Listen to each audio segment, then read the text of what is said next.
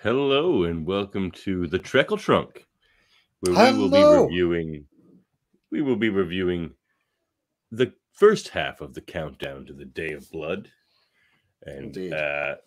IDW's current Star Trek comics. We will be reviewing Star Trek Defiant number 3, Star Trek numbers 7 and 8.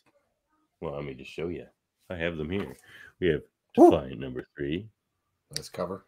So we're not going to talk about that one first. First, we're going to talk about Star Trek number 7 for Dave's sake, because I didn't let him read that one. Star Trek number 8. Look at that! All this time. I know. Look at that handsome Tailor. Oh, I really like that cover. That's going on the wall. Garrett, I'll bet you Garrett made that outfit as well. It's sharp. I like it. Of course he did. He didn't trust anyone else's Taylorism. There could be microphones. Or whatever. Latest Lysepian colors. And then we will be reviewing Star Trek Annual 2023. Yes. All right. So we're going to kick her off. So I tried to sabotage Dave's. Well, we should say who we are. We are your hosts, Dave and Davan, a.k.a. playing some Tailors, and your Locutors of Trek. So yeah, I made Dave read 3 of these 4 comics and one of them out of order. By accident, so hopefully we can increase his enjoyment here tonight. Well, right? So Dave's getting reviewed, updated. So yeah, this is our unofficial first live reaction video to a comic book. It is, isn't it? Okay, yeah. Cool. I'll make sure to have a lot of going on. So I'm sorry I did that to you because this is a really good issue. Star Trek number 7. All right, I'm looking forward to it. It's got good cover. Any opening thoughts before we get into it on where the story has been up to this point? Well, the story's really building steam through these issues. Agreed. It's picking up. I really like the sense of urgency and acceleration here, as well as the really clear sense that they're pulling threads together toward a climax, but it's obvious they're still holding something back, and I'm really curious to see what that is. Right? There's another shoe that needs to drop here. I really feel like there is. I feel like it's on the Cisco side, but I fear that it might be on the Worf side. I fear that as well. If it's on the Worf side, it's going to be a disaster. So let's start with Star Trek 7 and 8, written by Jackson Lansing and Colin Kelly, with art by Mike Fian. And I really love Mike Fian's art. The art in this is fantastic. The way he really has a beautiful attention to face and expression. Yep, really does. It's a fidelity I really enjoy in this. Star Trek number 7. So, Dave, this is the issue we've been my initial thoughts. No, anyway. This is where Benjamin finally meets little Sarah. Look at that. He's just like, "Hello, Sarah. I'm Ben. My name is Ben. I'm your dad." And she's just like, "Hello." Very cute. So she's what, 3.5 at this point, something like that? How long has he been gone? Yeah, something like that, eh? Yeah, she seems like 3.5. She seems slightly older than Edith, I would say. Yeah. So yeah, he's cleared his schedule to, reunite with his family, as you can imagine, which was the thing we were missing. The thing I didn't really think that was. And you comment on the nugget that was holding me back. Yeah, I didn't like that. That just got thrown to the side, and like for the sake of this story, I'm just like, that's not what Ben would do. Like, regardless of what was happening, as soon as the Saratoga was back at the station, he would be there, and that's what happened. Yeah. So yeah, I like that. I like that a lot. And then Morn's doing well at the Dabo table by the looks of things there. Very good. We don't get a little view of Laddie, do we? No, Laddie. No. Oh, I should look a little more closely, but no. But there are some fun nods in this story. So, the Quark's serving Data and Beverly at Quark's bar, of course. And Beverly's being a little persnickety with him, and Quark's is like, that's what you people in Starfleet don't understand. Spending money is fun. Well, because he was like gonna buy her drinks because he was flirting with Beverly, and she's just like, "Well, spending money's fun. Then I can buy my own drinks." It's like he was like, what does he say? Never a redhead for Quark, he says. Wonderful callback to, I think, one of my favorite scenes in the pilot of DS9 is that moment when she says, "If you don't take that hand off my hip, you will never serve a drink with it again." I love a woman in uniform, he says. It establishes so much about both characters. It's wonderful. Oh, yeah. So then we meet up with Sisko and Kira, and they're having a chat about the Orb of Destruction, and how Kahless has turned it into a deadly weapon. And so Kira seems to be having a little bit of a, I wouldn't say crisis of faith, but she mentions how she's never seen the prophets be so cruel as they are currently in this sending Ben on this mission of sort of destruction. He's trying to stop genocides and stuff, but like he's not too happy with it either, and we'll get into that in some of these issues coming up. But then look who comes through the door for a special mission. Oh, I'm so happy. Shax. Lieutenant Shax, junior grade. Floating on. So this is again. Assignment. So we're somewhere in the middle of the year 2178 right now, right? Yes, it's this 3.5, 3 years after Sisko's disappeared. In like 3 years before Lower Decks kicks off. Precisely. It's like so Shax is either on loan from the Cerritos. He says he is. He's on temporary reassignment from the Cerritos. Okay, right on. Yeah, because I didn't know how long he's been for a while. Quite a while, it would seem. Okay. But he did work his way up as lieutenant junior grade to be head of security. So yeah, but that means he may well have been on the Cerritos through the Dominion War. If a ship like that would have seen action in it, or whether it would have been assigned to other duties. Yeah, maybe. I don't know if they sent those Cali classes in the battle with their, illogical engineering sections or not. But oh my gosh, can you imagine that subject to a Tholian weapon? Oh, two halves of Cali ships just flying everywhere, and neither of them can get away. Shooting for Two halves and none of them can run. So Sisko's got a baseball game he wants to take everybody to, of course. And then he's talking to so he gets a lot of the best things in some of these issues are these like side pages. Oh, they're great. The sidebars are wonderful. Yeah, they really so much context. This one's a special report, Starfleet Task Force for the reacquisition of Bajoran artifacts and antiquities, which is Shax is taking the lead on. So he's supposed to tell Sisko where the locations of the 10 orbs of the prophets are. Right. And he can't even get the names of 4 of them. But because I know it's established in the DS9 pilot that the Bajorans have 1 orb of the prophets. No, they have a few. 9 of them, right? Oh, they have at least 1, but the Cardassians have at least 9 of them. Well, that's what Shax ends up saying to Sisko is he would bet anything that the 4 missing ones are still in the hands of the Cardassians. Makes sense. So that's where they head to Cardassia after that. And it's funny. He's like, "Are you asking?" He asks him about those missing pieces, and he's just like, "Are you asking as my captain or as the emissary?" And he's like, "Look, Shax, if you're gonna serve with me, you have to square yourself with the complex idea that I'm asking is both." That's a yes to that or question. Yeah. He just immediately, as a classic scholar who loves Greek literature, that is my favorite answer to an or question. It's confounding, but it's awesome. Yeah, it's great, eh? Is it this or that? Yes.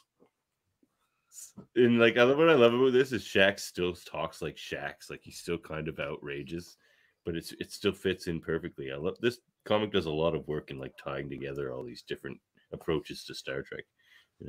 Because he's just like, I would bet my best trigger fingers that those missing orbs are still in the hands of the like bastards who stole them.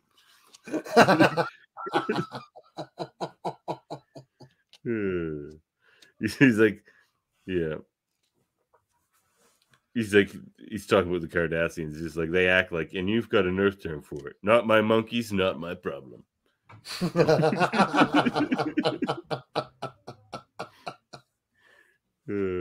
very fun. I really like Shax as a character. He's a great addition to the whole so pantheon of Star Trek security but chiefs. he's like, they still make him like so huge. Like, look how big he is compared to Cisco. Oh my god, he's enormous. Everyone just calls him Big Guy all the time in these comics. He's like the size of Worf, really. Yeah, or bigger. He's taller than Worf. That's crazy. Yeah, so then some ensigns are going into the holodeck, and they invite Tom Paris to go along because they're like, "Hey, let's do your spaceman one." And he's like, "It's Captain Proton, and they don't have that at Quarks because I made it." And he's like, "But I got stuff to do," and he's just like, "Have fun without me." But he's like sad. He's like, "I used to be the fun guy, and now I'm just gonna." But then he walks in on Scotty and Ensign Sato, the Andorian, which we get more context on later, having some drinks. And he's just, "Tom Paris, you look like a wet dog." And she's just like, "And as a junior officer, I do not endorse that statement." But they're drinking it up. And then Jake runs into Talir, the Vulcan, or is he? Something's going on with Talir here. And like Jake's just like, Talir, you don't act like other Vulcans. And he's just like, "Have you met many Vulcans?" And Jake's is like, "Well, enough to know that like they don't enjoy walking aimlessly or talking or have like the jazz to handle what Q was throwing at us in that previous issue." And he's just like, but Jake's like, "I'm your friend, just tell me," or whatever. And he's like, "What's up?" And he says, "Well, then as a friend, please refrain from this line of questioning in the future. Regardless of your instincts, I must insist that you believe me and take my word as final when I tell you I am Talir, a Vulcan of Starfleet." But like, isn't that like the long-winded way of saying I'm definitely not a Vulcan? Like, what's going on there? Yes. Like, oh my never god. ask me again. I'm a Vulcan. Just like, well, then I have to ask you again because you're not a Vulcan. Like, what? Like, that's insane. Wouldn't he have just given a wry Vulcan remark about the questionable qualities of human parentage? Or even the questionable qualities of Jake's own parentage as human? His dad is half who knows what. Man. Right? We've never explored that part of Jake at all, which is an interesting thought. True. He's like quarter prophet. Right? Who knows what that guy might be capable of? No one ever talks if the prophets will it, right? But maybe it's another part of what Kira would experience as their cruelty or their sort of their sense of being very choosy about where they want to interact, that he doesn't. But yeah, I feel like Talir, I get a bit of a there's something definitely hidden in him. Maybe he's a secret one of those guys that loves the emotions. I forget, like Spock's brother was. One of those guys. You think he's a Vulcan, just sort of an outcasty kind of Vulcan? Maybe he is. Maybe. I mean, of course, the obvious go-to suspicion is he's a Romulan. That's what I thought at first. But then after reading one of these other issues, I don't think he's a Romulan. I think it's weirder and deeper than that. But we'll get there. Interesting. So then, Tom's holding court with Sato and Scotty, reminiscing about the good old days in the Delta Quadrant. Those would be. The stories for a Delta Quadrant ship would be the space stories nobody could top, really, right? Oh yeah. That time I was in the here he goes about the Delta Quadrant. It's like what is that Norm Macdonald joke about the guy who's been to the moon? I love that one. He says, he's like, I used to be the drink tonight because tomorrow we die guy. And he's like, if I'm not him, he's like, he doesn't know who he is. And then Scotty's like, quotes, "Time expands, then contracts, all in tune with the stirrings of the heart." And then that's when Sato says, "Was that Haruki Murakami?" And he goes, I didn't just read books by Scots, even if they're the best books.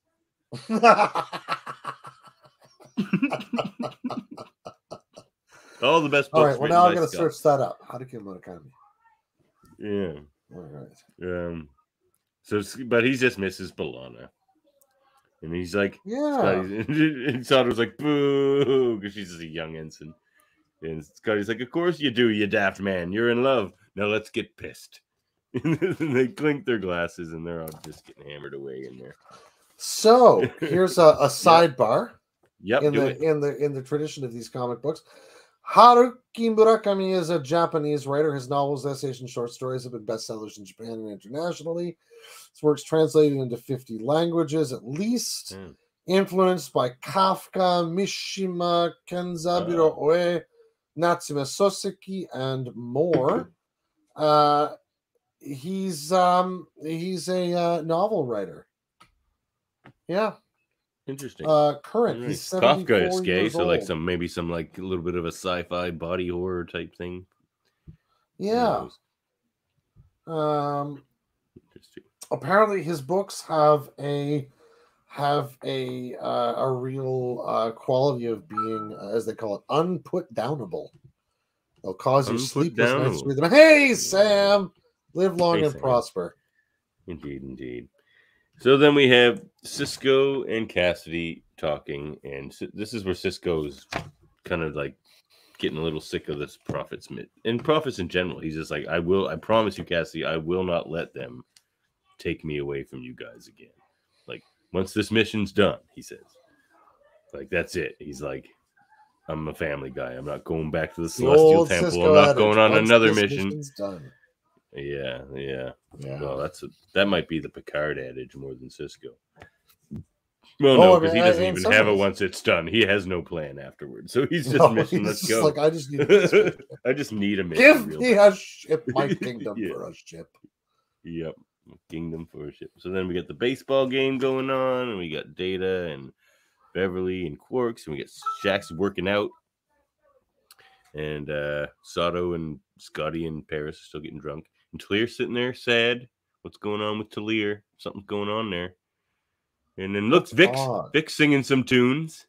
Ooh. Vic's, yep. And then they get to Cardassia. And it's being attacked by Cardassian ships. And some bug ships as well. But yeah, Cardassia is being attacked by Cardassians when they get there. Bum, bum, bum, bum. That's not good.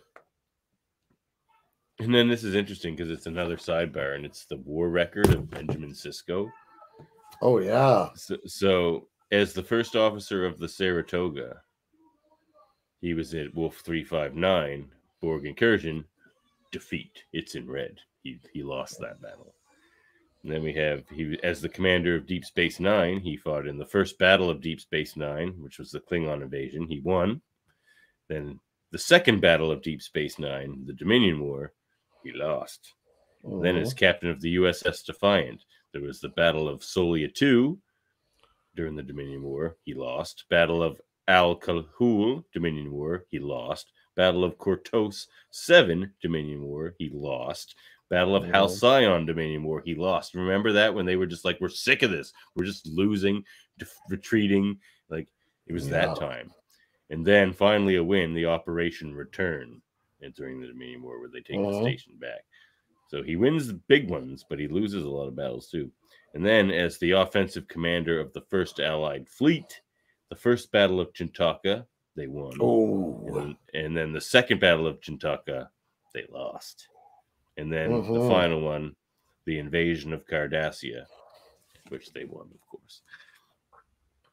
And then that's the character of that war, right? Like it is a victory, but it's as close to a Pyrrhic victory as you ever want to run. Yeah. Like, look at all this red. Yeah. But I mean, they're grinding their way to success in this war. Yeah, that's what they were doing more than anything else. They just had to stick it out to get the wins. You know? Yep. So they have a historical note here. Benjamin Sisko is the single most decorated Starfleet officer in history at this point. narrowly beating the record set by 23rd century Klingon war hero and later rogue despot Garth of Izar. He is renowned specifically for his expertise in the military tactics of the former Cardassian Union. In diplomatic advisory, Cisco is a commonly utilized expletive in Cardassian youth culture and should be avoided by the presidents of Cardassia. What the Cisco? They've turned on him. Like Cardassians, they see him as this bringer of Cardassian death, which will come up here shortly. And then we have Shax. He's like 15 ships in the invasion fleet. Dominion war relics are opening, like, because there's some bug ships there as well. So yeah, this is a good one. He's just like, Mr. Paris, did you do your homework? This is what Cisco says. He's like, the whole Defiant pattern library's been uploaded, and I threw a few little tricks of my own in there, a little Delta Quadrant spice for you. He's like, well then, Helm, attack pattern Omega. Cisco loves attack pattern Omega. He uses that one a lot. And here we get to see it. Look at that. Theseus bobbing, weaving. Yeah. Yeah. Very cool. Shax is just laughing. Captain, they're retreating. He's having a great time. And Sadler's like, yes, take that, space fascists. I love this crew. They're so much fun. Oh, man. And then after attack pattern Omega, Scotty touches the engine and he says, rest now, girl. You did good. And now they get an invitation from the surface of Cardassia. Someone called the First Speaker wants to talk to them and is sending them coordinates. So they beam down. And it's not rubble like they were expecting. It's well rebuilt and everything's looking good. No threats, Shax says. Or threat assessment is minimal, he says. And then you just hear Benjamin Sisko return. That's pretty at fast. Last. After like 3 years later, that's pretty fast to rebuild to that extent. That's great. Yeah, I don't know if they're just like concentrating on this area or what, but even like their whole society now. It's but like, I suppose if you're going to bring somebody down, Union. you bring them down to the part you fixed up the most, right? That's fair enough. Yeah, I want to make a good impression. Like they're calling their entire society the Cardassian Reclamation. They're not the Cardassian Union. They're nothing like that. They're called the Cardassian Reclamation. And we have a Barada Damar. Damar? First speaker of the Cardassian Reclamation. And I remember exactly how many Cardassians you killed, he says. Ooh. Then he says, activate the pain field. Pain field? Yep, they got Cisco in a pain field. Not good, That's not good. Nope. Sad was like, whoa, did he say pain field? Whoa, and then it goes off. She's like, what? And then we're gonna get Justice. He says, Captain Cisco and 800, because not all of us walked away from the wreckage of all your actions, Captain. He says, and 800 million Cardassians cry out for justice. Yours is a record of war crimes against my people, and it's time you stood trial. So that is that, and we get the like the Cardassian sort of perspective of the. I'm glad they took my note from our debate 9 questions. That there's a question about whether Cisco should be tried for war crimes. Oh, true enough. Well, we weren't thinking by Cardassia. No, not I was thinking about yeah, I know. We didn't think about that. And the Federation. Fair enough. This is a wonderful twist on that whole thought. Yeah, it really is. Because we love Cardassian court scenes. Oh, man. So exactly. Here we go. So Star Trek 8. As soon as I saw this the on the advocate shelf, right there. I was freaking out. Oh yeah, spoiler alert. But yes. Well, I mean, that's the main character in any Cardassian court scene, right? Is the advocate a quisling? Is the advocate an arguer? Like, I mean, it's not Enterprise, is it? When they have the wonderful, no, it's O'Brien's trial. Yeah, where he has that. Oh my God, that wonderful old advocate. Oh, who he's so just good. wants to lose his last case and retire honorably. He's like, how many cases do you won? He's just like, I play my part. I've never won a case. No. I'm It's not a about winning good and loser. losing. It's about making the people feel good about themselves. It's like, what? Oh my god. What a so great good. episode. Anyway, yeah. But, So here we Data are, shows up. Cardassian trials. Yeah. So Data shows up and Cisco's behind bars, obviously. And he says, he's like, what Data? I didn't expect to see you here. He's just like, well, apparently your advocate has some sway. And he tells Cisco that he's going to a place called the Tong Beak Nebula, which the Bajorans call the Grave of the Prophets, to try to find these orbs. And it's complicated because you can't fly through it. The reason it's called the Grave of the Prophets is that anything like an engine explodes. So, yeah. It's oh risky. my god, I love this issue so much.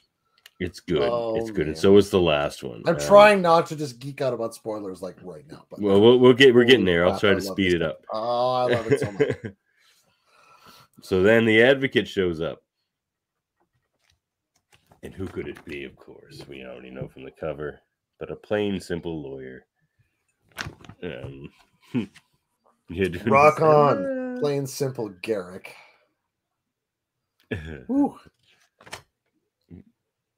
Anyway, the dialogue is beautifully Garrick as well. Well, Cisco, they're like, Data's telling Cisco they should just beam him out of there and get out of here. He's just like, your crew needs you, and there's no point in this is Cardassian justice. There's no point to this. It's like, he's just like, no. Like, we know where this is going. Because Cisco feels bad about the deaths too, and he's just like, no, like they deserve to be heard. And he's like, and so do I, which is interesting. So I really like this piece of Cisco where he's like, no, there's reality, sure, and history here. Like, we can't just say it's not real. It didn't happen. Of all, I really love that about Cisco as the emissary. He might take on most responsibility for his actions. Like, I mean, it's extremely Starfleet too. You know? Yeah. It's like we can't just say we're not part of all this. So then, like, when Cisco sees Garrick, he smiles and he's just like, "Is that a smile in your voice, Captain? I can't imagine why."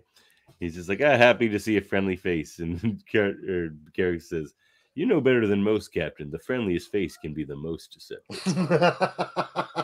And then he says, "Incidentally, I know Starfleet types love a good prison break, but I'd refrain. Our prisons are top notch. If you teleport them out, it'll result in a very painful death."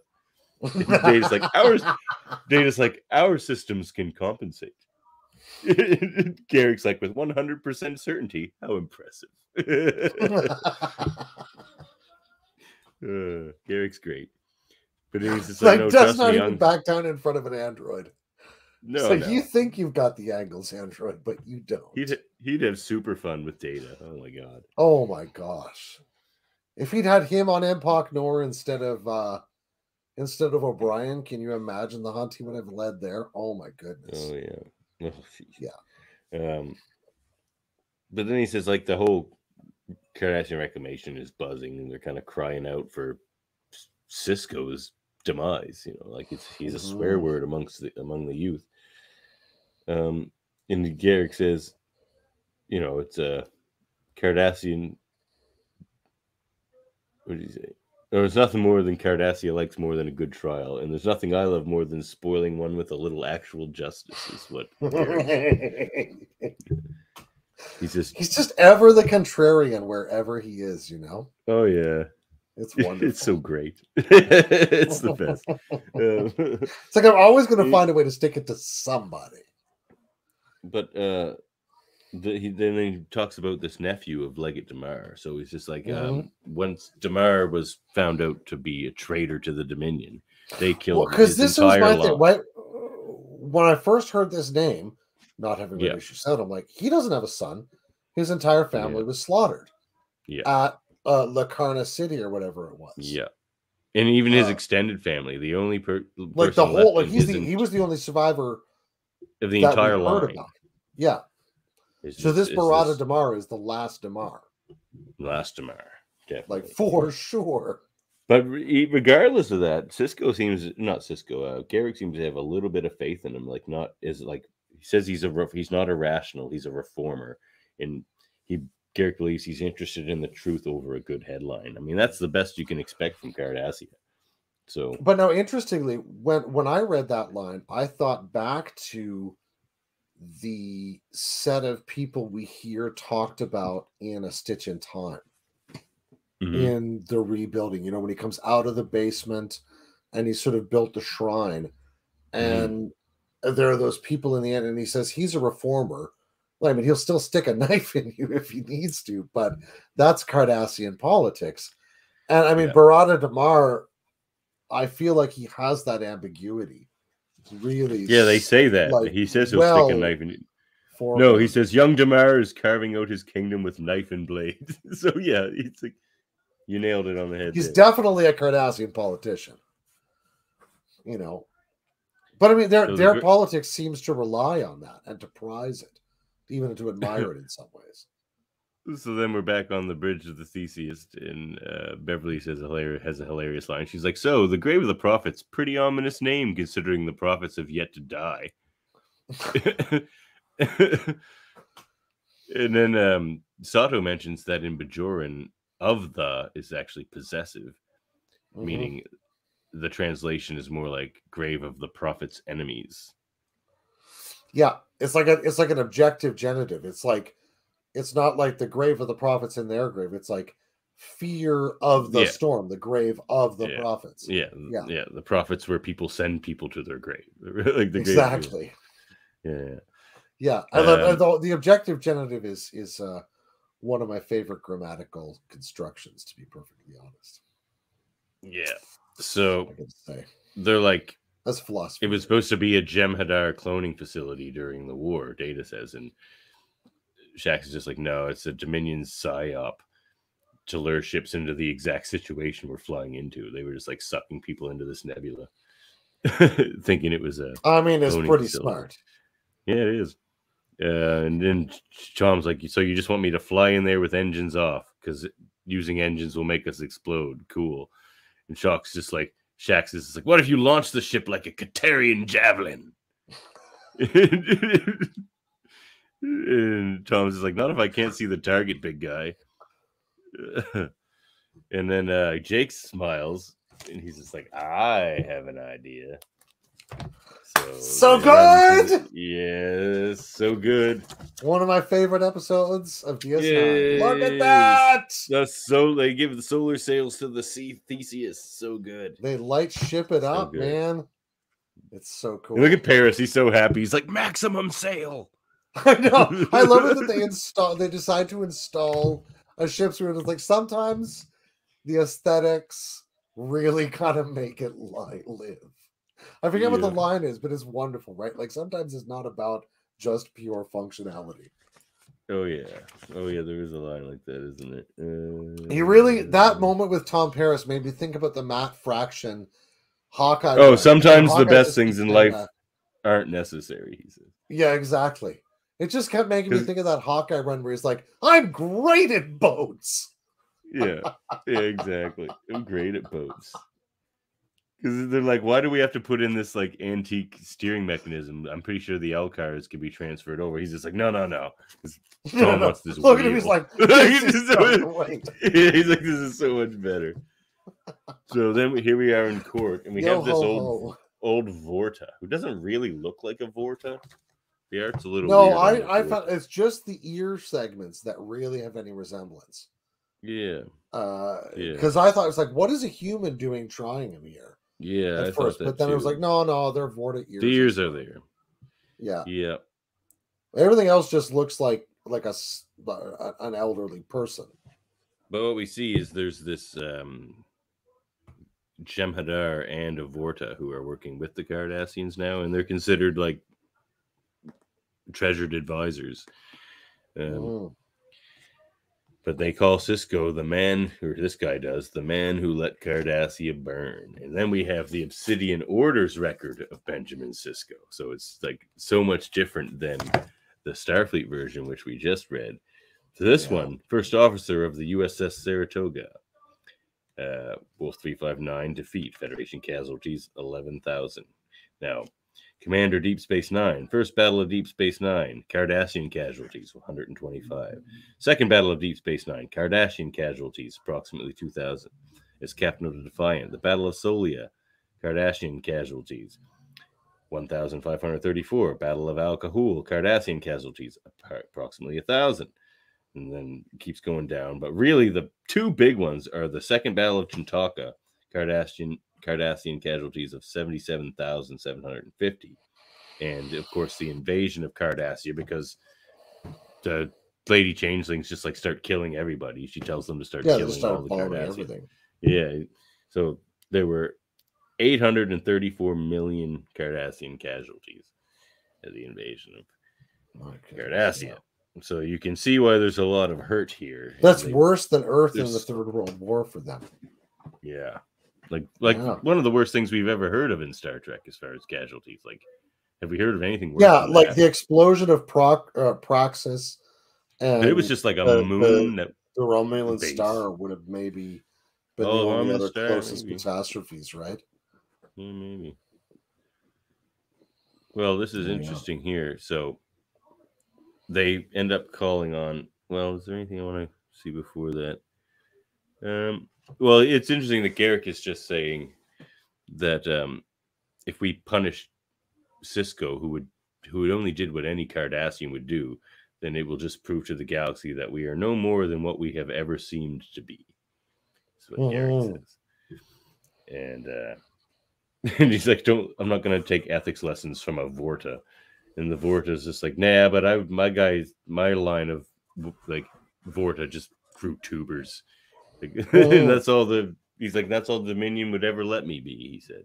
So now he feels like he has this kind of second lease on life. And then he says, call your witnesses. And he brings 30 witnesses. 30. And they're all just like, they're not even witnesses. They're just like victim impact statements. So they just bring in like 30 different people to cry about how like their relatives are dead. And, victim impact statements are valuable, but they're not precisely pertinent in this case to whether Benjamin Sisko was responsible for those deaths. The impact can't be denied, but like that's what stuck out to me about that page. I was like, this is all just like these people they have anger. It feels like it's misplaced by some sort of confused tradition that it was Sisko that initiated the bombing, as opposed to the Dominion and that changeling.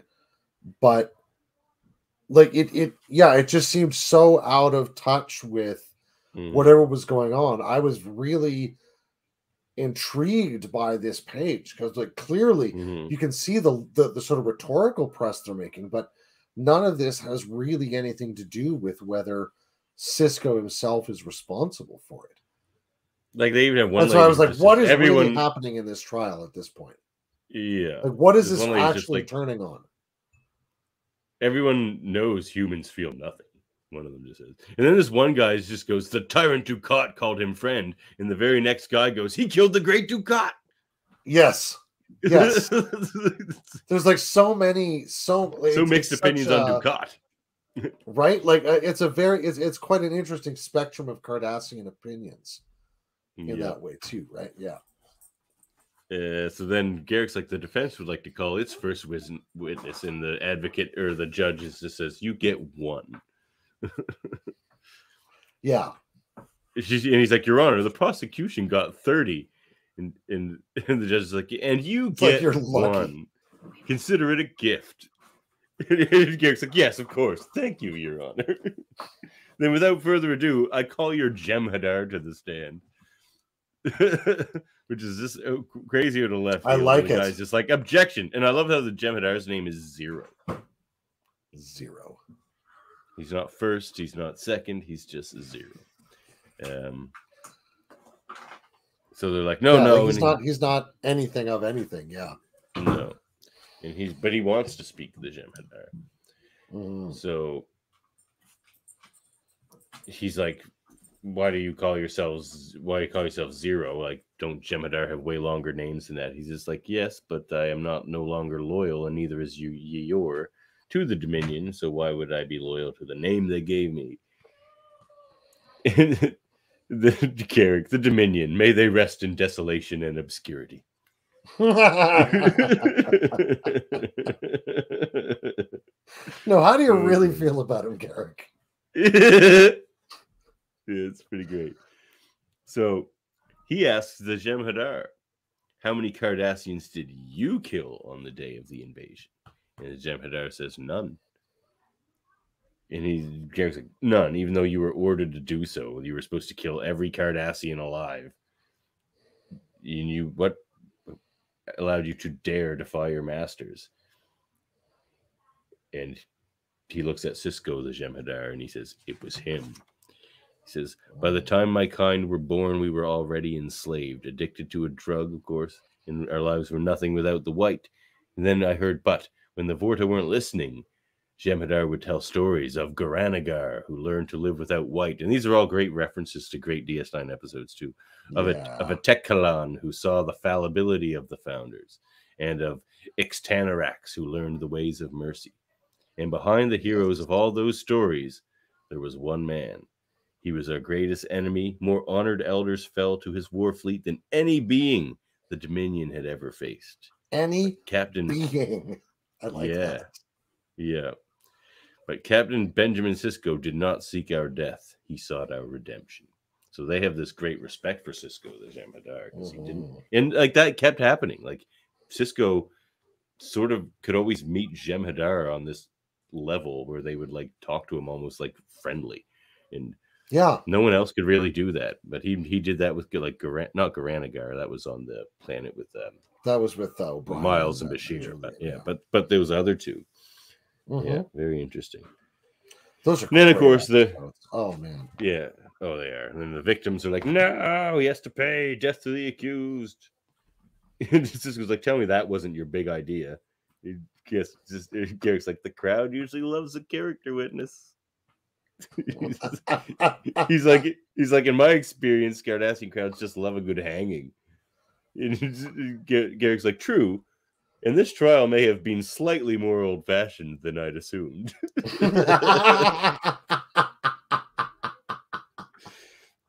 He's like no remorse there at all. No, he's like you told me to trust you. Garrick's like, I know this is really rather embarrassing, but if it's any consolation, I've never been terribly trustworthy. This is a great side page too, where it's just Data talking to Spot. Oh my god, this conversation is so good.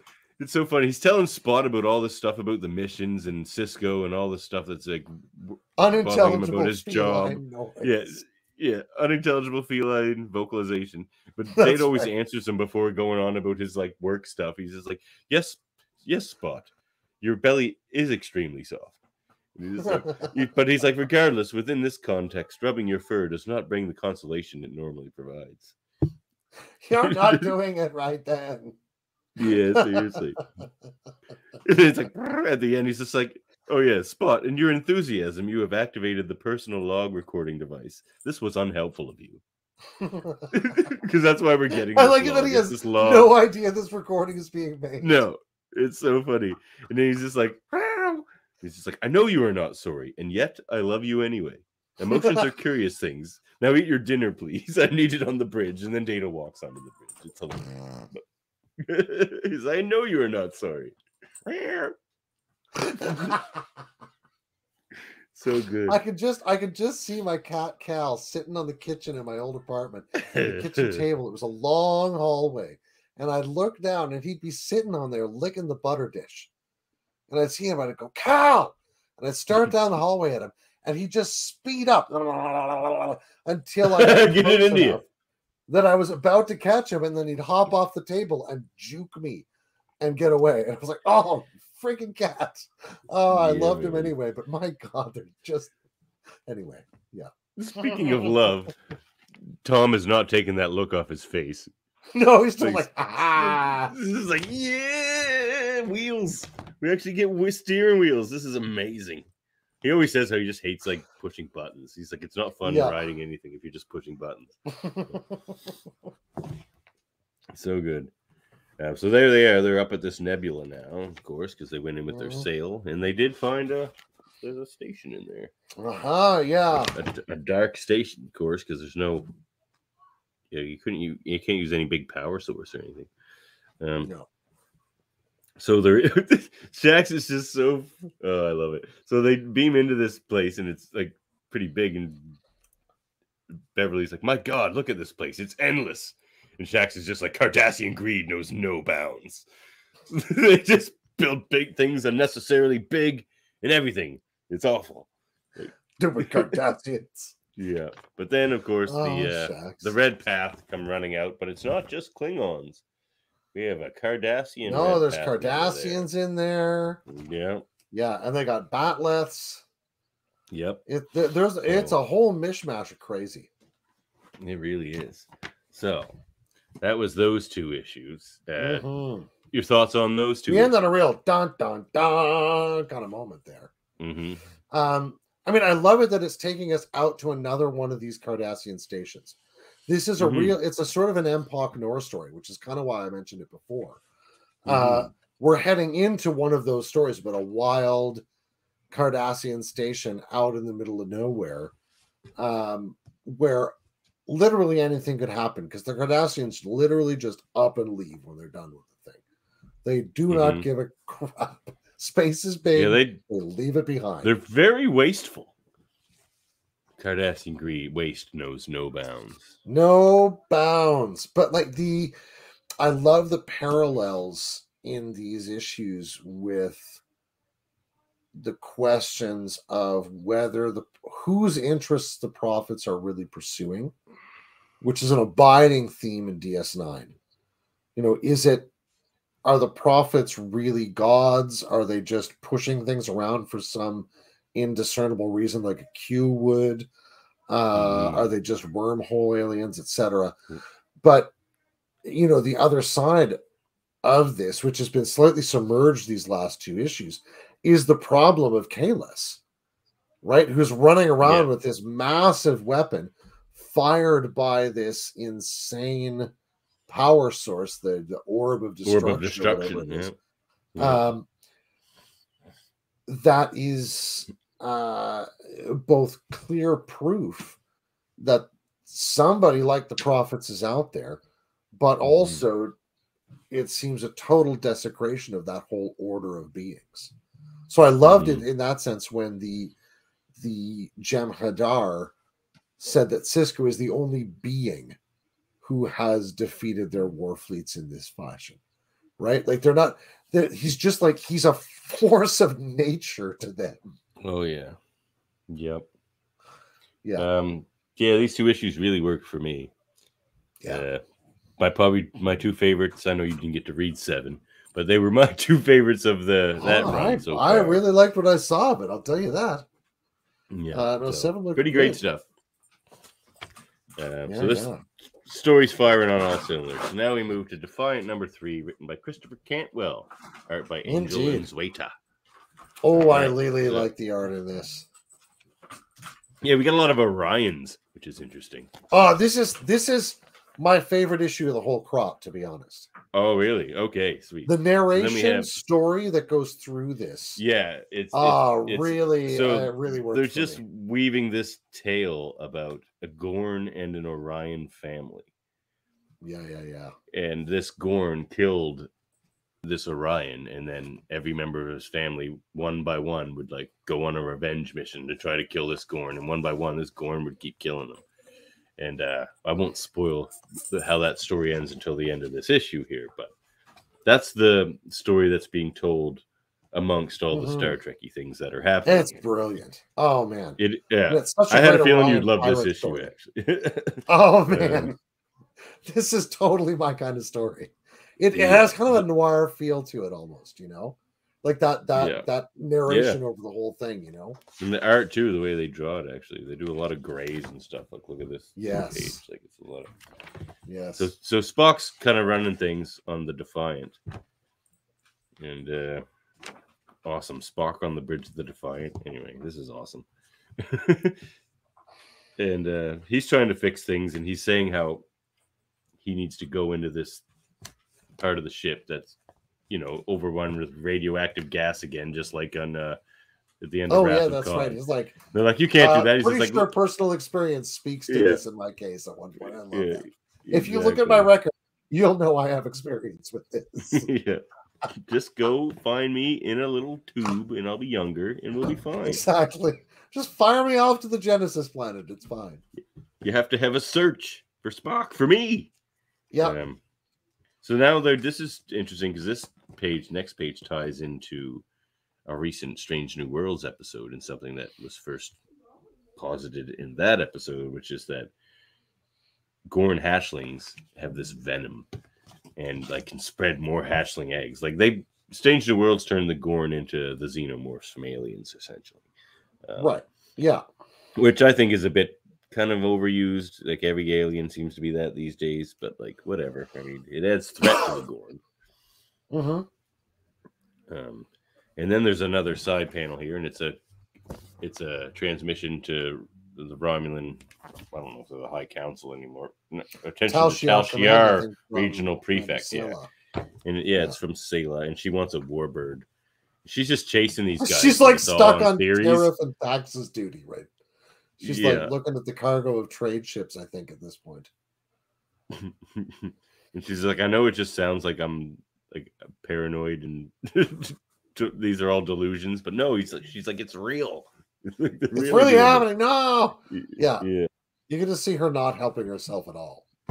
No. And then there's this big ship, which is interesting. That is an interesting big Orion ship there. So now, is that the design we've seen at all, like in Enterprise or anything? I'm not sure we've seen that design of Orion ship at all before. I don't know that we've seen Orion ships. Because the only place we would have been likely to see him would have been Enterprise, I would think. Yeah, and I don't think we did. There's an episode of TOS, but they were real canny about not showing spaceships as much as we could. You know. True. So Ro and B'Elanna are fighting because they're like, I'm more Maquis than you. And you're like, no, you're not. You suck. Mm-hmm. They're just fighting. But then there was kind of like a slight ruse because it just allowed them to get the jump on the Orions that had guns to them and whatnot. Though I still don't think they like each other. Like, I meant every word I said. Yeah. It's part of the plan. They're such jerks to each other. Oh, yeah. But you can see the scars that, like, the end of the Maquis during the Cardassian War really left with these characters. Rose says something like, yeah, you're from the Delta Quadrant chapter of the Maquis. How was the fight going over in the Delta Quadrant? She's just like... And Rose like, I was getting shot at by like Cardassians when you were still wondering like if you want lemonade or like or like Klingon blood wine or something, right? Yeah. It was she's brutal to B'Elanna. And then they're about to Rose pretty funny though. Then in an attempt to save Ro, Worf takes a shot from an Orion phaser. And then they knock out those Orions, but Worf took it good. It's not looking good. But then this mysterious Orion comes up and claims she can help one that's been telling us this story the whole time. Yeah. As it turns out. Yes. So she's like, I'm going to give them that the blood of Kahless stuff all the red path guys are hopped up on. They're like, no, don't give them that. She's like, relax, it's just Klingon adrenaline. Yeah. She's like, I still don't trust you. Adrenaline. We were talking about this before we came on air. And thinking about the stress it puts on his system. Yeah. How long are any of these red path cultists, if they're, as we've seen in the last issue, Cardassians or whatever, how long are they for this world? Like, you shot that into a human, their head's just going to explode. Yeah. Or like their adrenal system or their heart's going to collapse or something, right? Like, Klingon physiology can barely handle this stuff. Yeah, like, well, now that we know what it is, now look at this Cardassian's face. He's definitely Yeah, hopped up on the exactly. Klingon adrenaline. Right? He's like, ah. Yeah, Yeah. it's like, I feel so powerful. He's on like the And space a bath salts, desire to basically. eat sparkly worms. Yes. Sparkly worm. And then they do. Because Delana's like, I don't trust you, so this Orion just shoots like 3 other Orions. She's like, well, now you do trust me? She's like, okay, do it. They give Worf the adrenaline. Murder! And his Murder eyes makes you shoot trustworthy. open. Yeah, exactly. Oh, yeah. Murder makes me trustworthy. I love Worf's that. I love that. Yeah. And then Don't get in Worf's way now. The Tal Shiar get back to Sayla, but it's just like scrambled and unintelligible at times, but clearly something's going on. She hears screaming, and then they're just like, it's too late. Horvat is blah, blah, And this is from the blah, blah, blah, blah. Calgon sector or wherever it is, right? Yeah. So I don't know what's going on there. Probably Gorn, but I guess we'll see. Who knows? I mean, for all we, I mean, this could be Kalis, this could be Gorn. It's hard to tell at this point, right? Because we've kind of lost track of Kalis the last few issues. He's just been kind of going along his path, and all we know is Worf's chasing him. But yeah, that's all we know. So Spock's working to try to save the Defiant, because they were able to shoot through the Defiant's cloak. Mm-hmm. And they don't know how they're able to do that. So Spock goes for a little helping hand here. And he's just like, I will now lay out some very important ground rules. You will do as I say. You will do only as I say. And Lore, of course, Lore's head, who we have there. I love his response in the end. Right, no problem. How many minutes before the ship explodes again? All it'll cost you is an arm and a leg. yeah. All it cost you was an arm and a leg. Yeah. Now you've got your helping hand, and the whole time we have this this narrative questioning from Spock going on about the character of Logic in a context of madness, which I find brilliant, right? Because he knows Lore is not compass trustworthy best of time at all, right? Yeah, like Lore has emotional disturbances that make him difficult to predict, to handle, or to trust from moment to moment. But yet he's like, I literally need more hands and bodies than I have right now. And you can do this as fast as Data could. And he knows Data. He knows what Data can do, right? They spent a long time together going out to Romulus. So I thought it was a really lovely moment. He's like, there's a perfectly reasonable critique of my thinking here that says, you've lost your damn mind, Spock. And it's like, and there's good reason to say that from looking at it from the outside. All I can say from the inside is that this is the thing I hope works. And I'm not confident it will. Yeah. So, but this is also the point in this issue where the story that's being told about the Gorn and the Orions gets to the point where the last person in that Orion family to go to try to kill this Gorn was named Neva. And everyone assumed Neva would meet the same grisly end. Yes. But Neva befriended this Gorn and wanted to end the truce. So they spent years together. And then on his deathbed, he gave everything to Neva. And as she was the only one there next to him at his deathbed, she says, I won. And then stabs him in the throat and watches him die. What a great Orion story. Or as we call them, heist tales. Right? That's what we used to go to bedtime with.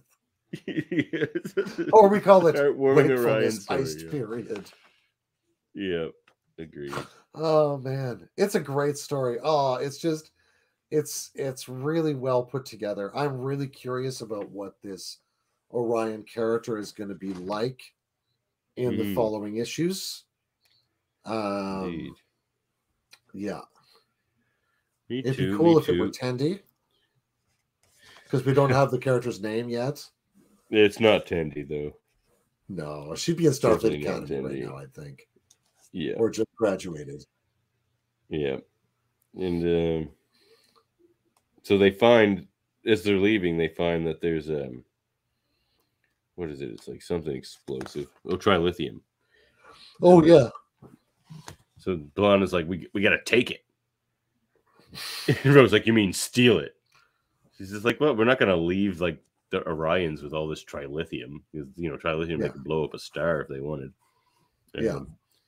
And Worf's like, she has a point. Take the a.k.a. trilithium and let's go. He's like freaking. Like, he's just like so adrenaline. This adrenaline. He's so angry, even by Worf's standards. But he's like dying, so he can't express much anger without dying faster. So it's yeah, exactly.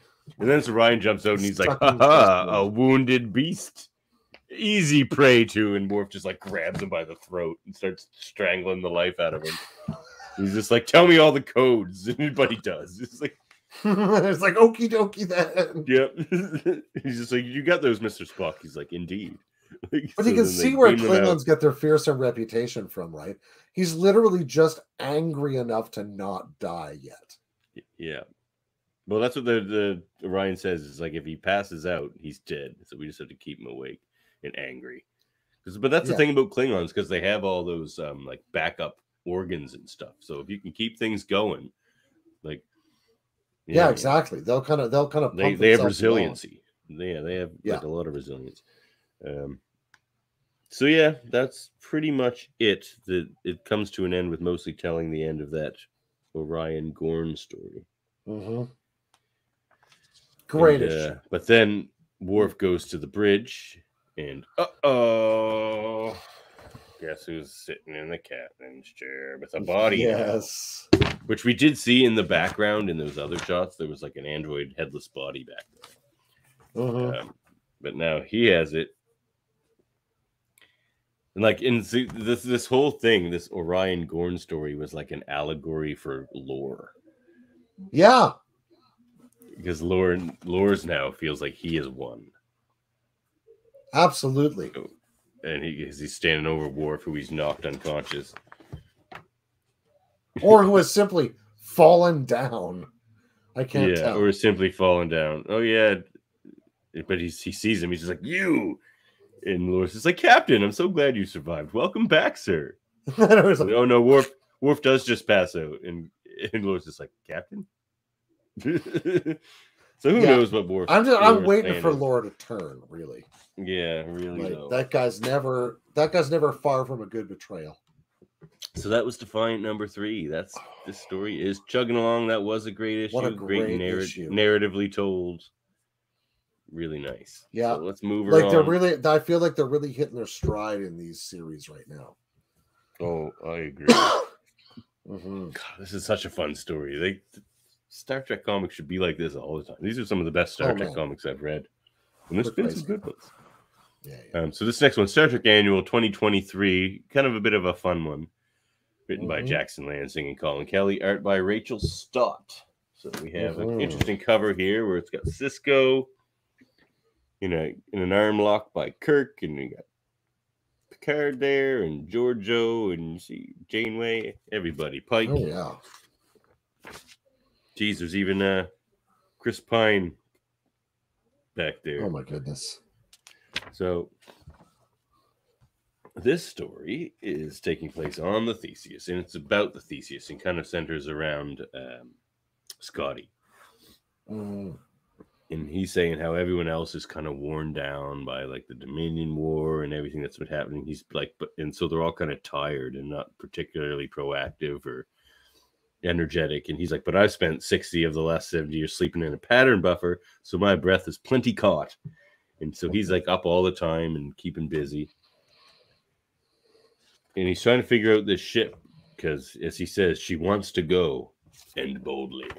Nice shot there of the ship. Nice ship. I like. Great spread. Yeah. I really do like underslung nacelles. I got to say, I got a soft spot for him. Yeah, I do too. Underslungness, Miranda quite class, nice. all those bits and pieces. Yeah. Yeah. What else? It was like like the Akira classes like that. Yeah. Oh yeah. Like the Thunder Child. Oh yeah. Yeah, good ships. So then there's like different things going on. There's on the bridge and there's maintenance deck and everyone's doing their thing. But this is where Talir says something strange. And he's like, "Can you hear me in these quiet places? In the static I listen, in the thrum of engines and the snap of converters. I wish that I could hear you, feel the sun of our world, the warmth of your presence. I wonder, am I the last? Please do not let me be the last." So he's not a Romulan. If he thinks he's the last, what is he? If he thinks he's the last one. Like, I thought changeling maybe, but he wouldn't be the last changeling. No, like because they've survived the disease, right? Yeah. So yeah, I don't know what he's the last. Big mystery. Yeah. Big mystery there. So then this is the part I thought you would love a great deal, where instead of playing poker, they're all playing like D&D. I love Cisco's that. playing D&D. Like, I love that Data so has much. his poker little visor on, but they're just playing D&D. Shax is playing, Beverly's playing. I think Shax is playing a barbarian, if I recall correctly. He's Hammer Axe. As Hammer Axe smashes through the door, Dulane. No. Hammer Axe is one of the other ones. Someone else is playing Hammer Axe, so then he is Dulane Silverhand. Dulane Silverhand. Shax. Nice. He's like, and while Hammer Axe is smashing through the door, Dulane Silverhand will use it as a distraction to steal all the gold. Oh, he's a rogue. Yeah. Nice. So Data's like, you don't know that there's any gold, as you have yet to. He's like, the vampire has gold, and it shall be ours. Freaks out Spock. He's smashing the table. So much. He's so into this game. He's like, we will get the gold. We will destroy them. So Scotty's pouring 2 drinks for himself, which is hilarious. He's the old Irish handcuffs there. But there's something going on with the computer, and he can't quite figure it out. But then he gets a message and a system failure, and it just says, Scotty, we have a problem. Bring help. Jim. Of course, that would only mean one thing to Scotty. So they go to the holodeck, and Cisco's there, the whole crew, or the main crew, and they're going into the holodeck, and like they say it's clearly running, but it says it's not running any programs, but there's clearly stuff going on in there. So they're like, it's a little weird, but Scotty's like, well, it's I got a communication from a name I have not heard in a long time. So, and he opens up, he's like, oh, you mad lad. He sees Jim Kirk on the bridge of the Enterprise. Good old holodeck story. Yep. He's like, you look grand. And Kirk's like, so do you. He's just like, no, I don't. I look like the ghost of Christmas past. You look like a Holovid star. Were you always this handsome? Sato's just like, visual scans point to yes. Sato's got a little Kirk thing. Yeah. I like that. Yeah, that's pretty funny. But he tells them that there's a malfunction. Visual scans point to smoke show. Yeah.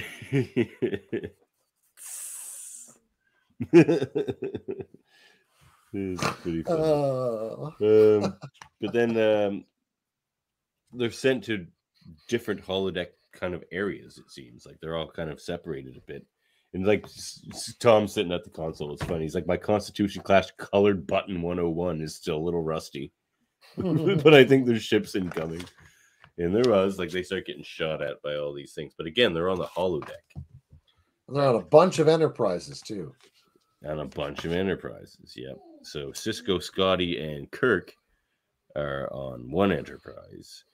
Sato gets sent to the original, she says. No letters, the original. And, no bloody A, B, C, or D. Even before that, this is the NX-01. She's on. Oh, that's true. That's right. Yeah. Not even a 170 or a 1. Not even any numbers. Well, a 1 and well, there's an X, NX01, I suppose. Yeah, there's an NX01. So there's letters and numbers technically. So whatever.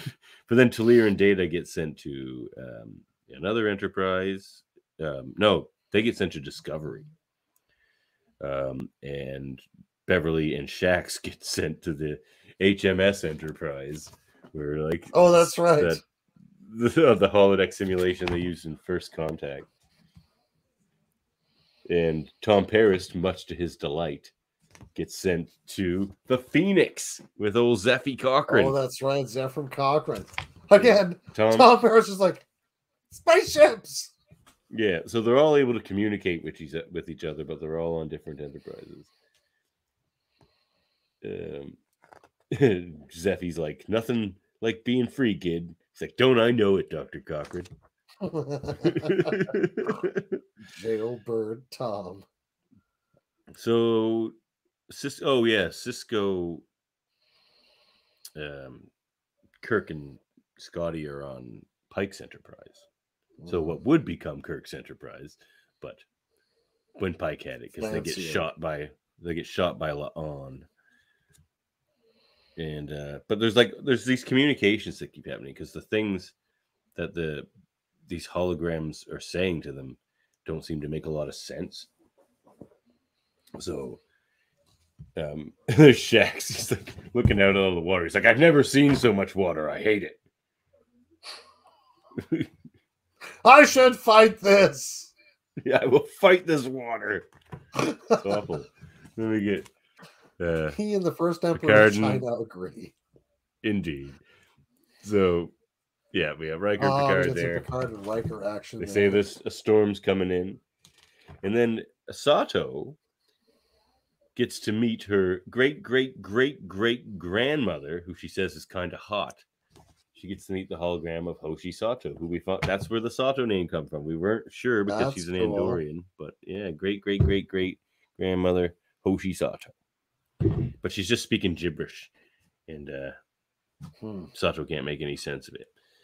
So, there's Pike. All looking good. All looking good.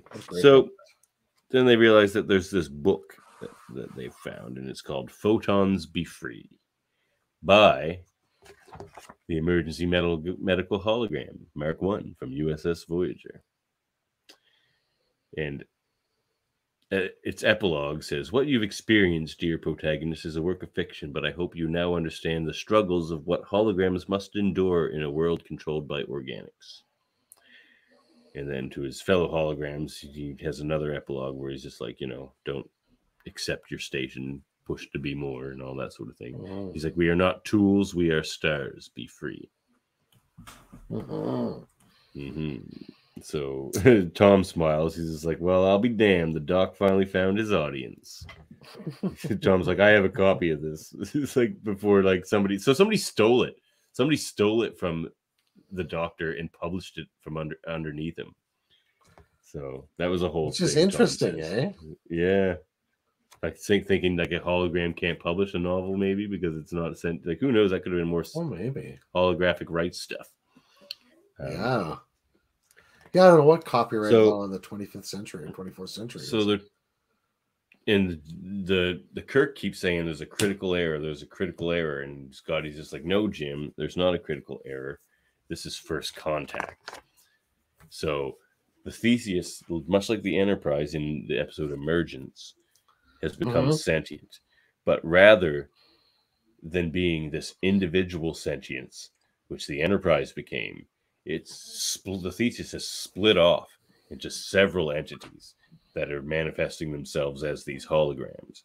So they all have they've come to realize these holograms all have like autonomy and agency, and they're all working individually, separate from each other. So they're like, well, what do we do with that?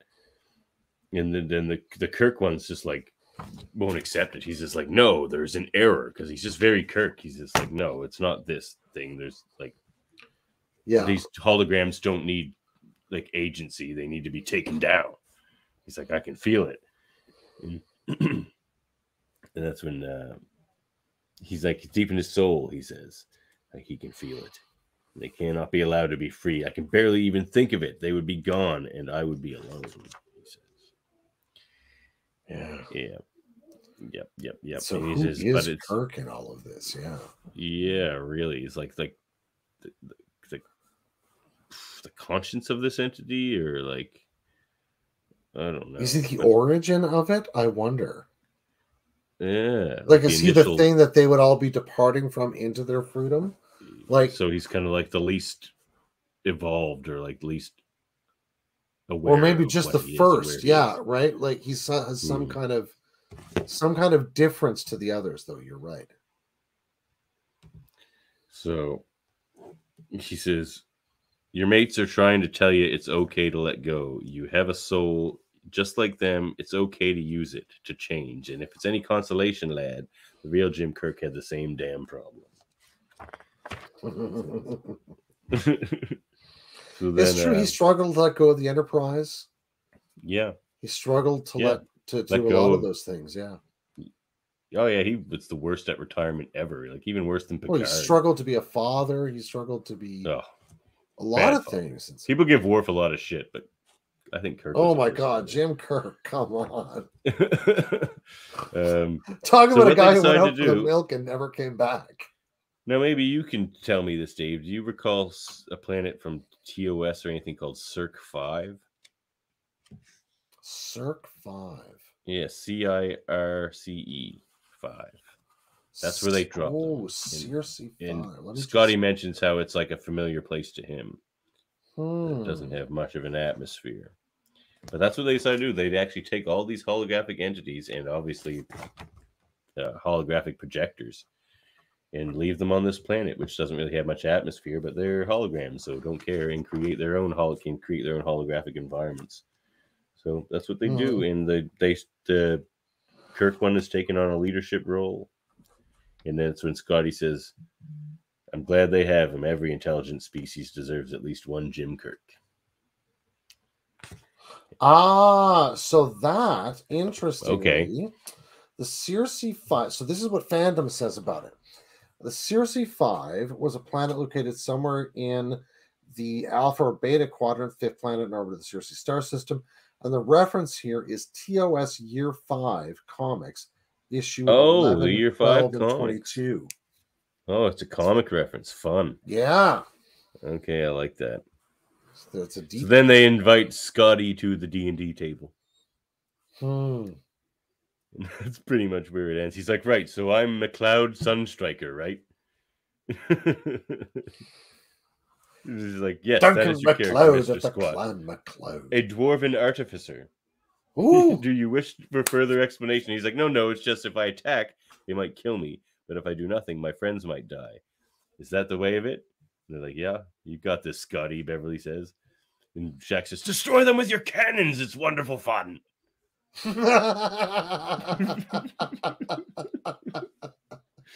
And then Sisko says, are you sure you don't want to run, Scotty? We'll do our best to survive without you. And he says, like, no, he spent too much time looking back. I think it's high time for him to go, and boldly. He rolls the dice. Yeah. There's a nice Star Trek insignia there. Starfleet badge. I thought that was a great annual, honestly. Yeah, it was fun. I mean, like, there's let's be honest, right at the bottom of it, there's a high degree of contrivance in the holodeck story. But that is a feature of holodeck stories. They're literally a way to give yourself a free contrivance. Yep, you know, oh, it's a holodeck error. Whoops. And so in that sense, I have nothing against the story. I thought it really worked. It was great fun. I loved centering it in some ways on Scotty as a character who sort of like bridges all of these different periods as a character. Yeah, I liked it. Maybe not quite as enjoyable as the Countdown to the Day of Blood, which has just been so good. Which it's technically a part of. It's all part of the same. Sure. Story. But I think it's got a different job to do. You know, it's more like a clips show. But is that going to come back like this emergent intelligence of the Theseus? And did they leave that entire emergent intelligence on that planet in the form of these holograms, or is there still an emergent intelligence left on the Theseus? So that'd be interesting to know. You know, and did we ever really get an answer about Talir? Not yet. Nothing. Like, we just get that little glimpse, Where he And says he then might be the nothing. last one, and he hopes he's not the Yeah. last one. I have no Oh, guesses, really. Like, that's what's like. Normally, I'd have guesses. There's a total mystery so far. Or maybe he is a Romulan, and no, that would make no sense because this is before the Picard series. Like I say, like maybe he's the last of the Jogbosh or something. Like, or No, I can't. makes No, no but you're sense. right. Like I can see that No. point, but I don't think. Yeah, it doesn't line up. No. Yeah, I'm really at a loss as to what he's the last of. But we'll have to see. In any event, these are great issues. I really enjoyed them. Yep. I hope you all did too, and join us for the second part of the countdown to the Day of Blood, which we'll bring to you shortly. And then we'll get into that very day, the Day of Blood, which Shax has a one-shot like side comic on called Oh, really? Called The Day of Blood, Shax's Best Day. Oh, of course it's his best day. It's the Day of Blood. He's probably having a great time. He's so crazy. Oh, I love just this keeps guy. it together enough to be a Starfleet officer. Like, just exactly. But exactly. You can find us on All Facebook, right. YouTube, and Twitch, wherever you get your podcasts. Contact us at locutorsoftrek@gmail.com. Oh, well, we should answer our question. This is all headcanon for me. I'm loving where this story's going. It's getting much closer to that for me. Like it is approximating headcanon further and further. The further I get into this, the more I'm enjoying it. Yeah. Me too. Yeah. And find our audio-only version wherever you get your podcasts. And, of course, at ufpodcast.com, where we have many podcasts, which we'll just list for you quickly here. Of course, there's our UF podcast logo. Very nice. And we have the Live Long and Podcast, which this is a part of this very show, where we have our many divisions. Yep.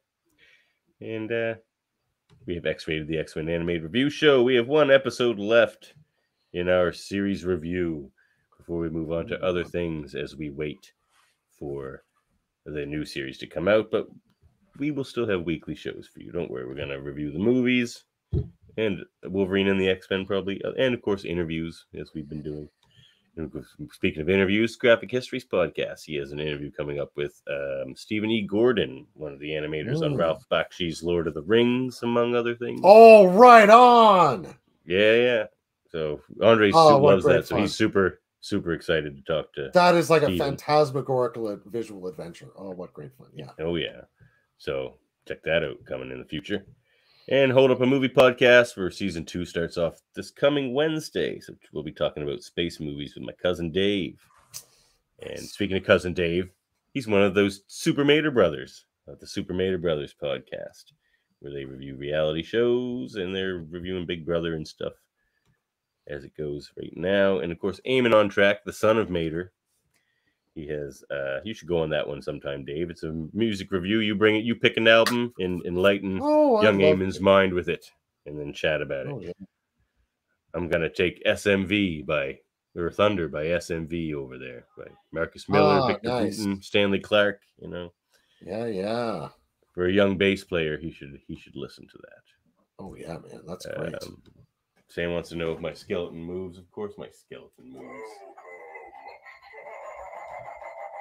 Oh, no. Yeah. So, speaking of scary skeletons, check out the Hellbound podcast with Alex Blackburn and Michael Chan. And Trivial Debates, where we just did one horror edition. And I'm going to do another horror edition hosted by me on October 15th. So, we're loving the horror over on Trivial Debates this month. You got it. Beware. Quiet, Charlie. I'm trying to wrap up the show. That's Charlie. He's like Morn. He never shuts up. He never shuts up. It's true. Beware, he always says. It's like, you know what? How about something positive for a change? Nevermore. That's it. That's all our podcasts here at the United Federation. Thanks for joining us, and we will catch you. Well, there's only one thing left to say, I suppose. Yeah, until we see you next time. End transmission.